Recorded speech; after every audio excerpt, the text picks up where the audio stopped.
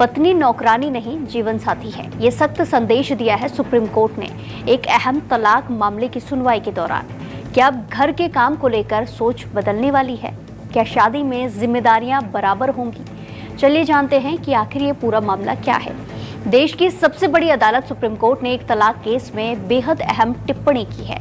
सुनवाई के दौरान कोर्ट ने साफ कहा कि पत्नी का खाना ना बनाना या घर के काम ना करना क्रूरता नहीं माना जा सकता।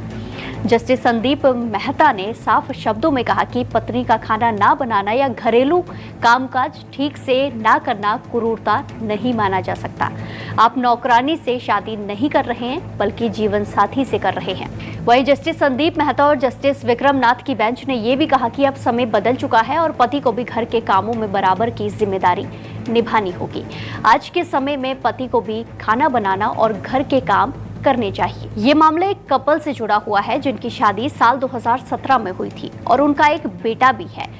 पति सरकारी स्कूल में शिक्षक है जबकि पत्नी लेक्चरर है। दलीलों के मुताबिक पत्नी आर्थिक रूप से पति से बेहतर स्थिति में है और उसने अब तक किसी तरह का भरण पोषण या फिर गुजारा भत्ता नहीं मांगा है। वहीं मामले की बात करी जाए तो पति ने तलाक की मांग करते हुए आरोप लगाया कि पत्नी ने उसके और उसके परिवार के साथ बुरा व्यवहार किया है और गलत शब्दों का इस्तेमाल भी किया, खाना बनाने से मना किया और कई बार अपशब्दों का इस्तेमाल भी किया है। पति का ये भी दावा है कि बच्चे के जन्म के बाद उसके नामकरण समारोह में भी नहीं बुलाया गया। वहीं पत्नी ने इन सभी आरोपों को गलत बताया है, खारिज कर दिया है। पत्नी का कहना है कि वो परिवार की सहमति से अपने मायके गई थी और पति पक्ष की ही कार्यक्रम में शामिल नहीं हुआ। इसी के साथ पत्नी ने ये भी आरोप लगाया है कि उससे नगद और सोने की मांग की गई थी। इस मामले में पहले परिवार न्यायालय ने पति के पक्ष में फैसला देते हुए तलाक दे दिया था।